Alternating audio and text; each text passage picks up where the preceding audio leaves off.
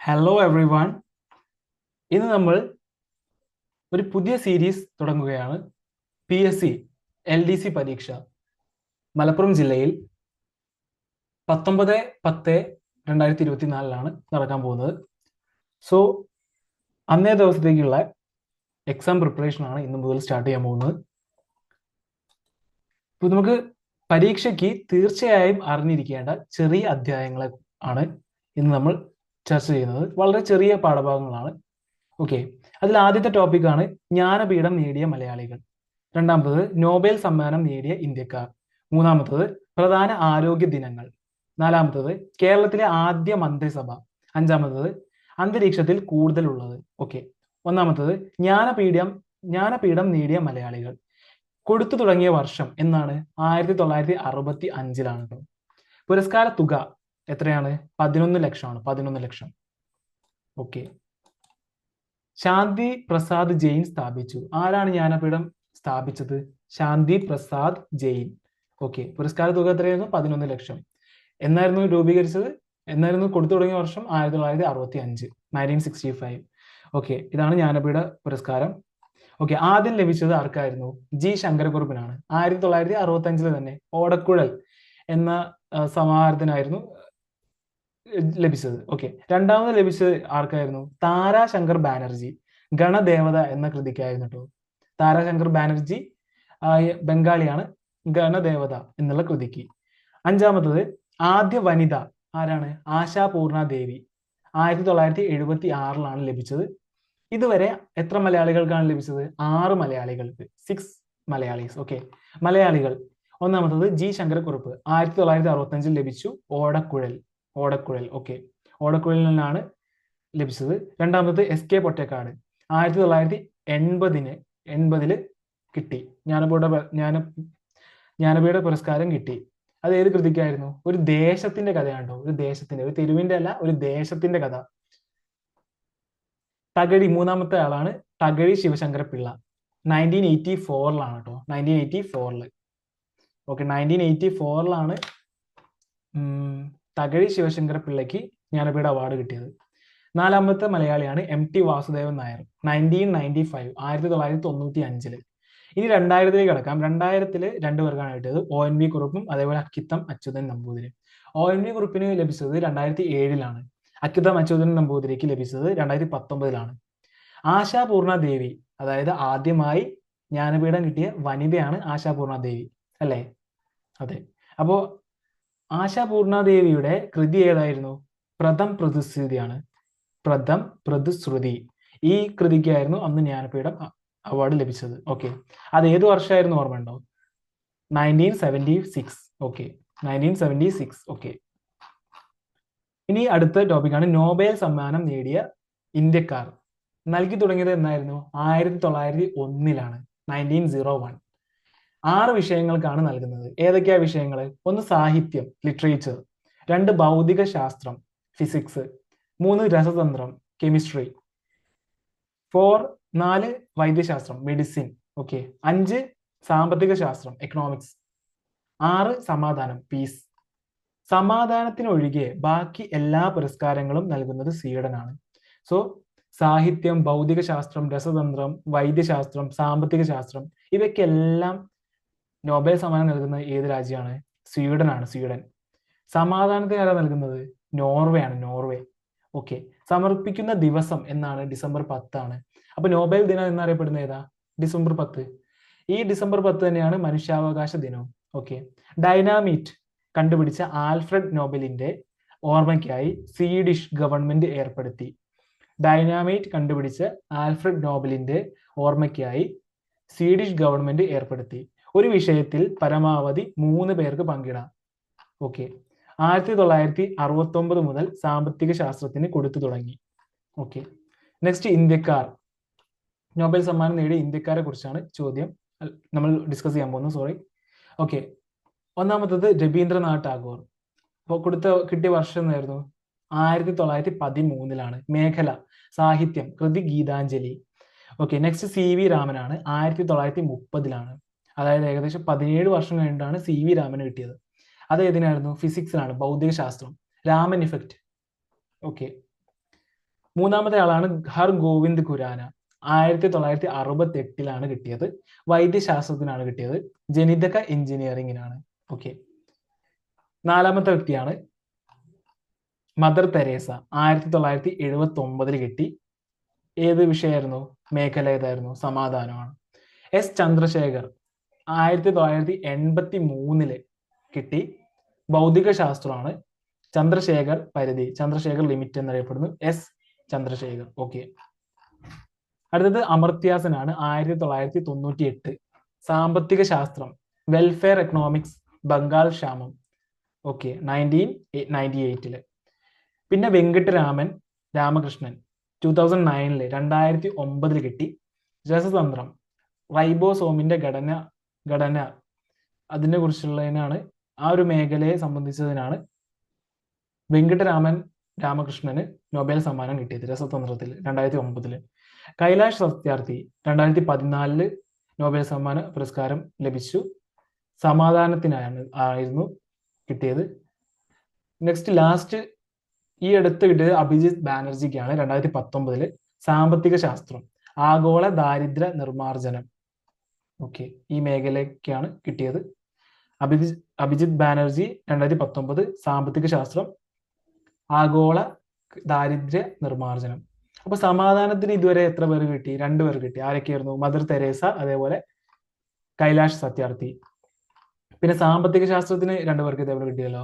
അമർത്യാസൻ 1998 കിട്ടി. അതേപോലെ അഭിജിത്ത് ബാനർജി 2019 കിട്ടി. അമർത്യാസന് വെൽഫെയർ എക്കണോമിക്സ്, ബംഗാൾ ക്ഷാമം അതായിരുന്നു മേഖല.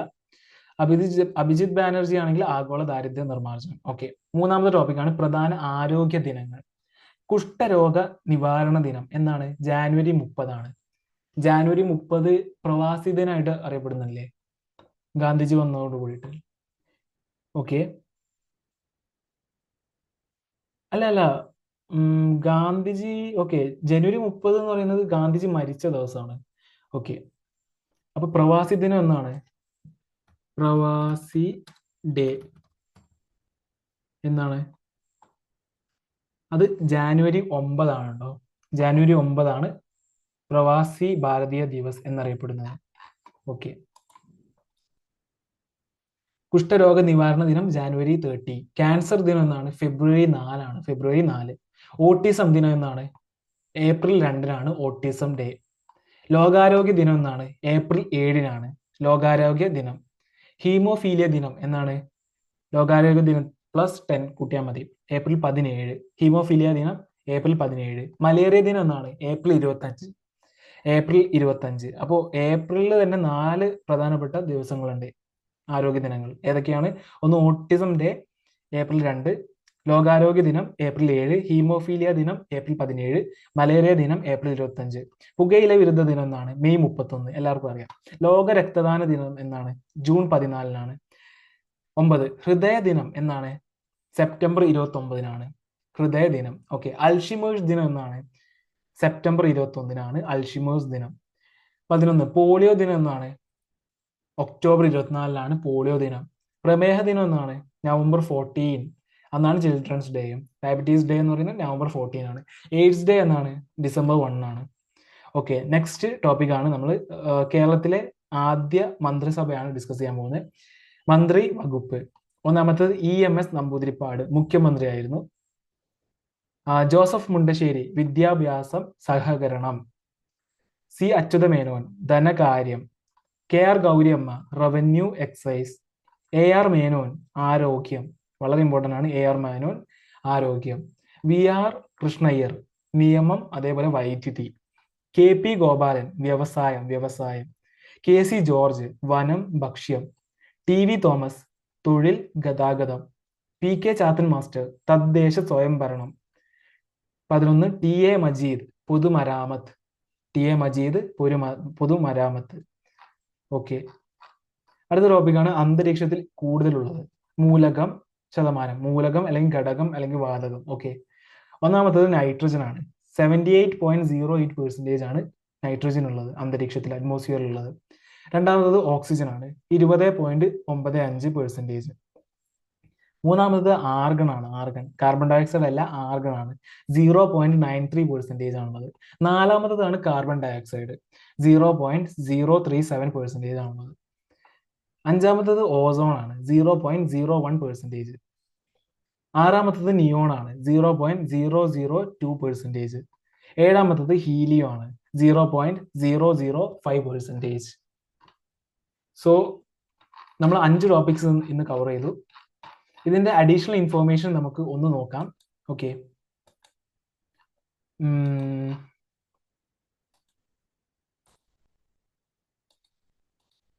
ഓക്കെ 1965 ഗോൾഡ് മെഡൽ ഫോർ ചെമ്മീൻ, സ്വർണ്ണ മെഡൽ ചെമ്മീൻ ലഭിച്ചത് 1965. ഈ 1965 തന്നെയായിരുന്നല്ലോ നേരത്തെ നമ്മളൊരു കാര്യം പഠിച്ചല്ലോ, ജ്ഞാനപീഠ അവാർഡ് ആദ്യമായി കൊടുത്തു തുടങ്ങിയത് 1965. ഓക്കെ, അത് ആരായിരുന്നു സ്ഥാപിച്ചത്? Shanti Prasad Jain. Okay, Shanti Prasad Jain. Okay, KSRTC രൂപീകരിച്ചതെന്നായിരുന്നു? 1965. KCB രൂപീകരിച്ചതെന്നായിരുന്നു? 1957. അതായത് 1956 കേരള ഗവൺമെന്റ് കേരളം എന്നുള്ള സംസ്ഥാനം രൂപീകരിച്ചത്. അപ്പൊ നെക്സ്റ്റ് ഇയർ തന്നെ KCB സ്ഥാപിച്ചു. അപ്പൊ KCB ആണ് ആദ്യം, 1957. പിന്നെ വന്നത് KSRTC 1965. പിന്നെ ഒരു 4 വർഷം കഴിഞ്ഞപ്പോൾ KSFE വന്നു 1969. ഓക്കെ, G ശങ്കരക്കുറുപ്പ് ഓടക്കുഴൽ 1965 Jnanpith award. Okay, Jnanpith second ലഭിച്ചത് താരാശങ്കർ ബാനർജി 1966 തന്നെയാണ്, നെക്സ്റ്റ് വർഷം തന്നെ. ഓക്കെ, അദ്ദേഹം ഒരു ബംഗാളിയാണ്, താരാശങ്കർ ബാനർജി. G ശങ്കരക്കുറുപ്പിന്റെ ആത്മകഥ ഏതായിരുന്നു? ഓർമ്മയുടെ ഓളങ്ങളാണ്. ഓർമ്മയുടെ ഓളങ്ങൾ, G ശങ്കരക്കുറുപ്പിന്റെ ആത്മകഥ.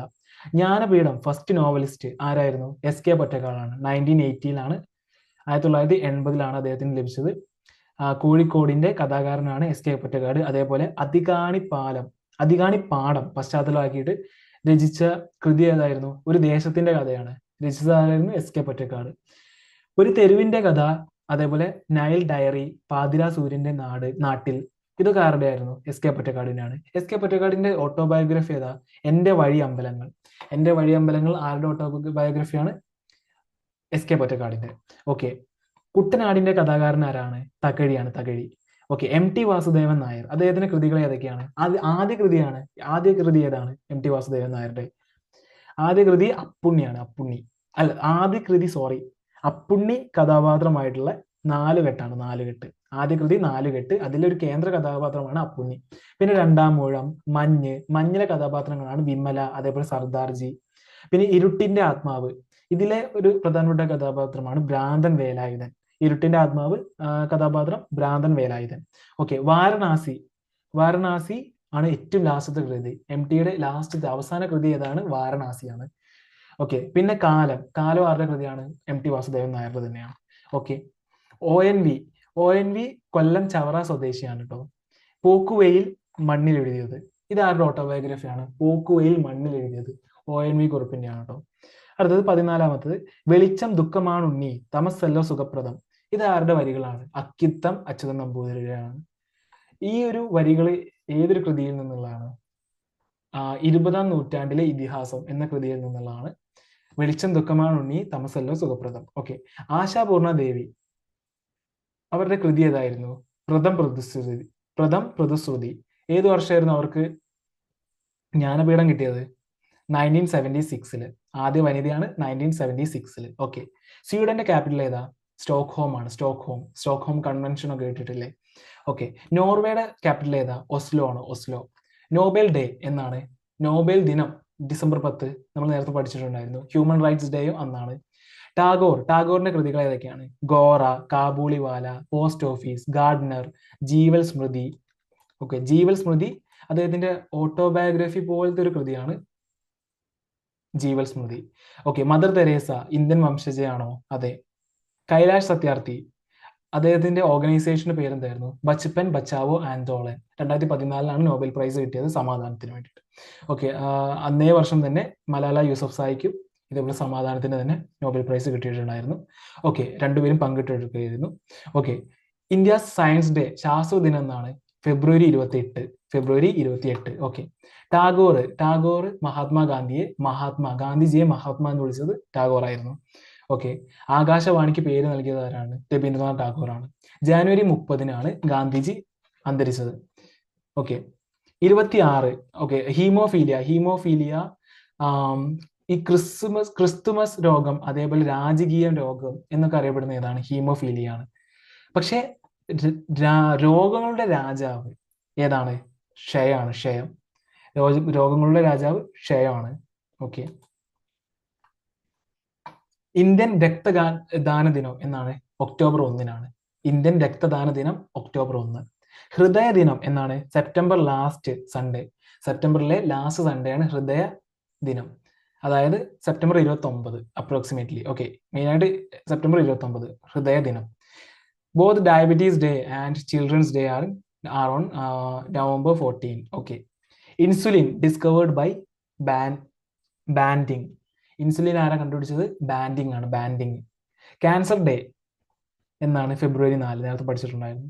1957 ഏപ്രിൽ 5-ന് ആണ് കേരളത്തിലെ ആദ്യ മന്ത്രിസഭ രൂപീകരിച്ചത്. എത്ര മന്ത്രിമാരായിരുന്നു ഉണ്ടായിരുന്നത്? 11 മന്ത്രിമാര്.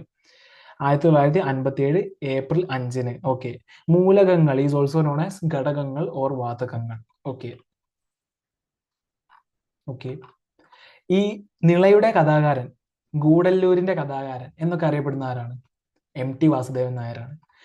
തകഴിയുടെ പ്രധാനപ്പെട്ട കൃതികൾ ഏതൊക്കെയാണ്? ചെമ്മീന്, കയർ, ഏണിപ്പടികൾ, ഓർമ്മയുടെ തീരങ്ങൾ. ഈ ഓർമ്മയുടെ തീരങ്ങൾ ആരുടെ ബയോഗ്രഫിയാണ്? തകഴി ശിവശങ്കര പിള്ളയുടെ ബയോഗ്രഫിയാണ്. ജി ശങ്കരകുറുപ്പിന്റെ ബയോഗ്രഫി ഏതാണ്? ഓർമ്മയുടെ ഓളങ്ങളിൽ. ഓർമ്മയുടെ ഓളങ്ങളിൽ എന്നുള്ളത് ജി ശങ്കരകുറുപ്പിന്റെ ഓട്ടോബയോഗ്രഫിയാണ്.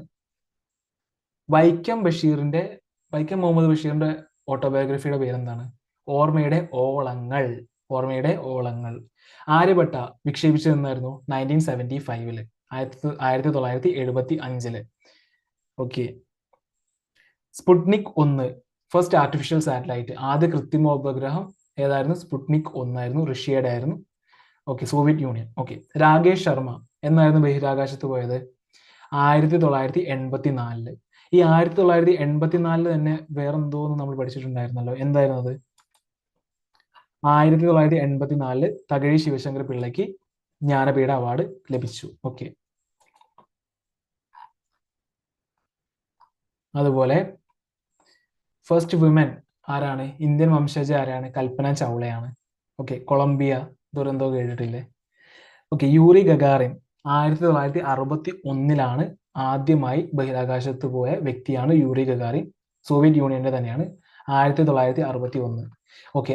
Total number of languages in the currency note എത്രയാ? ഇന്ത്യൻ കറൻസി നോട്ടിൽ എത്ര ഭാഷകളാണ് കാണപ്പെടുന്നത്? 17 ഭാഷകളാണ്. 17. അതിൽ മലയാളത്തിന് എത്രാമത്തെ സ്ഥാനമുള്ളത്? 7ാമത്തെ സ്ഥാനമാണുള്ളത്. 1ാമത്തെ ഭാഷ ഏതാണ്?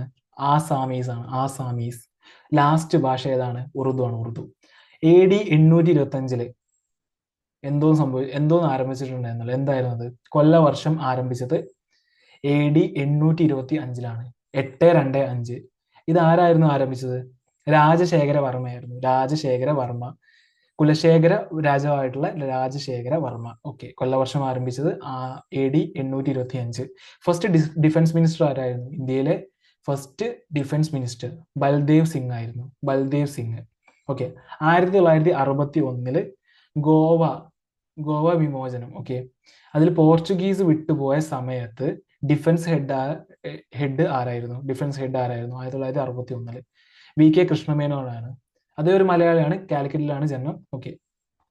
കാലിക്കറ്റ് സ്വദേശിയാണ്. ഓക്കെ. ഇന്ത്യ പാക് യുദ്ധം 1965 അത് പരിസമാപ്തി കൈകൊണ്ടത് ഒരു കരാർ വഴിയാണ്. ഏതായിരുന്നു കരാർ?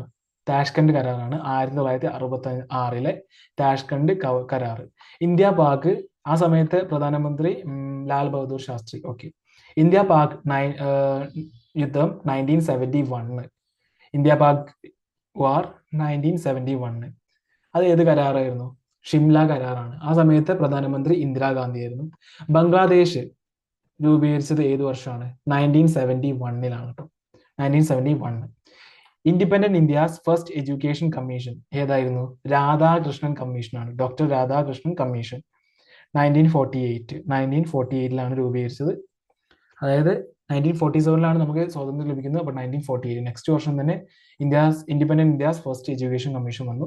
ഈ രാധാകൃഷ്ണൻ കമ്മീഷനാണ് UGC ഒക്കെ രൂപീകരിച്ചത്. ഓക്കെ. DS കോത്താരി കമ്മീഷൻ 1964 വന്നത്. DS Kothari commission 1964. ഇന്ത്യയുടെ ഭാവി ഇന്ത്യൻ ക്ലാസ് റൂമുകളിൽ എന്ന് പറഞ്ഞത് ഏത് കമ്മീഷനായിരുന്നു? DS Kothari commission. വോളിബോളിന്റെ മറ്റൊരു പേരെന്താണ്? മിൻഡോമെറ്റ് എന്നറിയപ്പെടുന്നത് വോളിബോൾ ആണ്. ഐസ് ഹോക്കി കാനഡയുടെ നാഷണൽ ഗെയിമാണ് ice hockey. Volleyball national game ആയിട്ടുള്ള രാജ്യം ഏതാണ്? ശ്രീലങ്ക.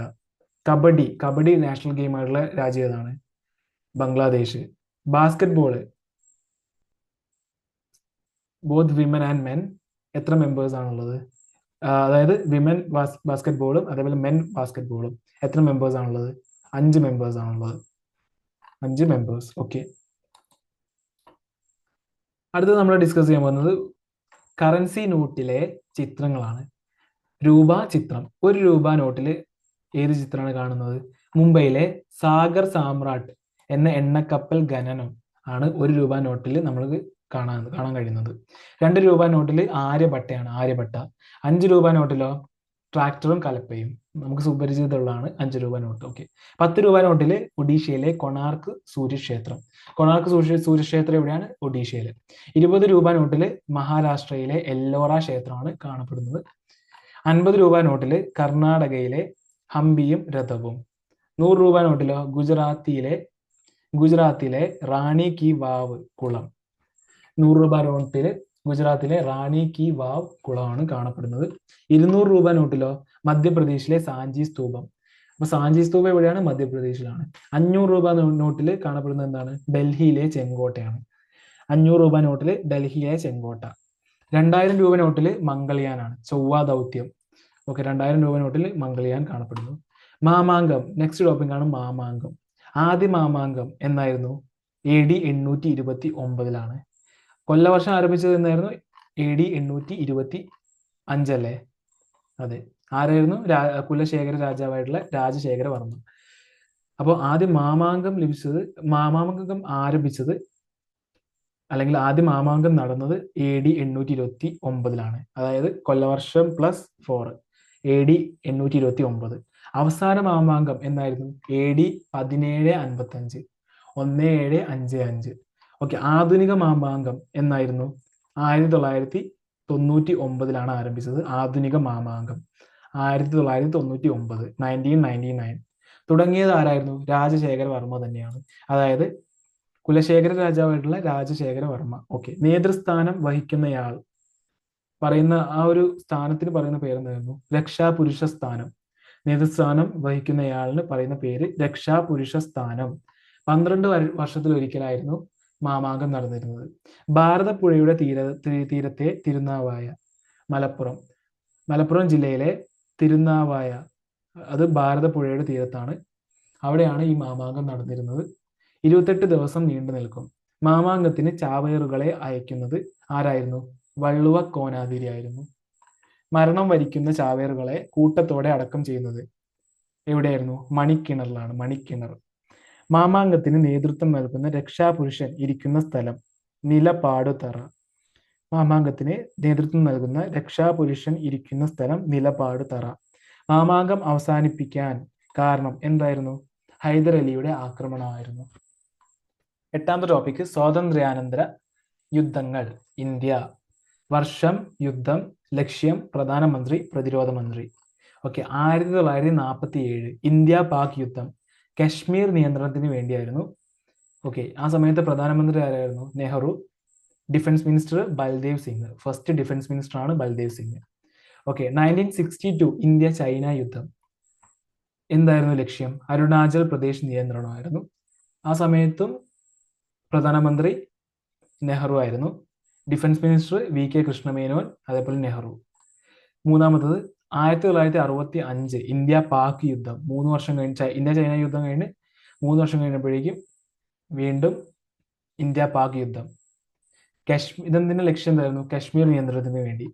അപ്പോൾ ഒന്നാമത്തെ 1947 1965 ലക്ഷ്യം ഒന്ന് തന്നെയായിരുന്നു. ഇന്ത്യ പാക് യുദ്ധത്തിൽ ലക്ഷ്യം കശ്മീർ നിയന്ത്രണം തന്നെയായിരുന്നു. ഓക്കെ, അന്നത്തെ പ്രധാനമന്ത്രി ആരായിരുന്നു? Lal Bahadur Shastri. Defence minister YB Chavan. Okay, 4 1971 India Pak യുദ്ധം ലക്ഷ്യം എന്തായിരുന്നു? ബംഗ്ലാദേശ് സ്വാതന്ത്ര്യമാണ്. ഇന്ദിരാഗാന്ധി ആയിരുന്നു പ്രൈം മിനിസ്റ്റർ. ജഗ്ജീവൻ റാമാണ് ഡിഫൻസ് മിനിസ്റ്റർ. 1999 കാർഗിൽ യുദ്ധം ലക്ഷ്യം എന്തായിരുന്നു? ഇന്ത്യൻ നിയന്ത്രണ രേഖ ലംഘിച്ച് പാക് പട്ടാളക്കാരും ഭീകരവാദികളും കയറിയത്. അന്നത്തെ പ്രധാനമന്ത്രി ആരായിരുന്നു? വാജ്പേയി ആണ്. Defence minister George Fernandes. Okay, next topic ആണ് സ്വാതന്ത്ര്യ ഇന്ത്യയിലെ വിദ്യാഭ്യാസ കമ്മീഷനുകൾ, ലക്ഷ്യങ്ങൾ, ശുപാർശകൾ. ഒന്നാമത്തെ കമ്മീഷനാണ് ഡോക്ടർ രാധാകൃഷ്ണൻ കമ്മീഷൻ, 1948. ലക്ഷ്യങ്ങൾ എന്തായിരുന്നു? സർവകലാശാല വിദ്യാഭ്യാസമാണ്. ശുപാർശകൾ എന്തൊക്കെയാണ്? തൊഴിലധിഷ്ഠിത വിദ്യാഭ്യാസ സ്ഥാപനങ്ങൾ തുടങ്ങുക, സ്ത്രീ വിദ്യാഭ്യാസ പ്രാധാന്യം, UGC രൂപീകരിക്കുക. രണ്ടാമത്തത് ഡോക്ടർ ലക്ഷ്മണ സ്വാമി മുതലിയാർ കമ്മീഷൻ, 1952. ഇതിന്റെ ലക്ഷ്യം എന്തായിരുന്നു? സെക്കൻഡറി വിദ്യാഭ്യാസമാണ്. ശുപാർശകൾ ത്രിഭാഷാ പദ്ധതി നടപ്പിലാക്കുക. 2, സെക്കൻഡറി തലത്തിൽ വിദ്യാഭ്യാസ കമ്മീഷൻ രൂപീകരിക്കുക. മൂന്നാമത്തത് വിവിധോദ്ദേശ സ്കൂളുകൾ സ്ഥാപിക്കുക. നാലാമത്തത് അധ്യാപക പരിശീലന സമിതി രൂപീകരിക്കുക. ഓക്കെ, മൂന്നാമത്തെ കമ്മീഷൻ ഏതായിരുന്നു? Doctor DS Kothari commission, 1964. Okay, Indian വിദ്യാഭ്യാസത്തിന്റെ മാഗ്ന കാർട്ട എന്നറിയപ്പെടുന്നത് ഏത് കമ്മീഷനായിരുന്നു? Doctor DS Kothari commission, 1964. Okay, ഇതിന്റെ ലക്ഷ്യം സെക്കൻഡറി വിദ്യാഭ്യാസമായിരുന്നു. അപ്പോൾ ഡോക്ടർ ലക്ഷ്മണസ്വാമി മുതലിയാർ കമ്മീഷന്റെയും അതേപോലെ ഡോക്ടർ DS കോത്താരി കമ്മീഷന്റെയും ലക്ഷ്യം ഒന്ന് തന്നെയായിരുന്നു, സെക്കൻഡറി വിദ്യാഭ്യാസം. ഇതിന്റെ ശുപാർശകൾ ഏതൊക്കെയായിരുന്നു? 10+2+3 മാതൃകയിൽ വിദ്യാഭ്യാസം, സെക്കൻഡറി തലത്തിൽ തൊഴിലധിഷ്ഠിത വിദ്യാഭ്യാസം, മൂല്യ വിദ്യാഭ്യാസത്തിന് ഊന്നൽ. ഓക്കെ, നെക്സ്റ്റ് ലാസ്റ്റ് ടോപ്പിക് ആണ് ഈ ക്ലാസ്സിലെ കായിക വിനോദങ്ങൾ, കളിക്കാരുടെ എണ്ണം. കളിക്കാരുടെ എണ്ണം. ബീച്ച് വോളിബോൾ എത്ര പേരാണ്? 2 പേരാണുള്ളത്. പോളോ എത്ര കളിക്കാരാണുള്ളത്? 4 പേർ. ബാസ്കറ്റ്ബോൾ 5 പേർ. വനിതാ ബാസ്കറ്റ്ബോൾ 5 പേർ. വോളിബോൾ 6 പേർ. ഐസ് ഹോക്കി 6 പേർ. കബഡി 7 പേർ. ബംഗ്ലാദേശിന്റെ നാഷണൽ ഗെയിമാണ് കബഡി. വാട്ടർ പോളോ 7 പേർ. ബേസ്ബോൾ 9 പേർ. ഖോ 9 പേർ. ഹോക്കി 11 പേർ. ക്രിക്കറ്റ് 11 പേർ. ഫുട്ബോൾ 11 പേർ. റഗ്ബി 15 പേർ. ഒന്നും കൂടി, ബീച്ച് വോളിബോൾ 2 പേർ, പോളോ 4 പേർ, ബാസ്കറ്റ്ബോൾ 5 പേർ, വനിതാ ബാസ്കറ്റ്ബോളും 5 പേർ, വോളിബോൾ 6 പേർ, ഐസ് ഹോക്കി 6 പേർ, കബഡിയും വാട്ടർ പോളോയും 7 പേരാണ്. ബേസ്ബോൾ അതേപോലെ ഖോ രണ്ടും 9 പേരാണുള്ളത്. ഹോക്കി, ക്രിക്കറ്റ്, ഫുട്ബോൾ ഇതെല്ലാം 9 പേരാണ്. 11 പേരാണ്. ഹോക്കി, ക്രിക്കറ്റ്, ഫുട്ബോൾ എല്ലാം 11 പേരാണ്. റഗ്ബിക്കാണ് കൂടുതൽ, 15 പേരാണുള്ളത്. Okay, thank you for listening me. Will see you in next class. Thank you very much.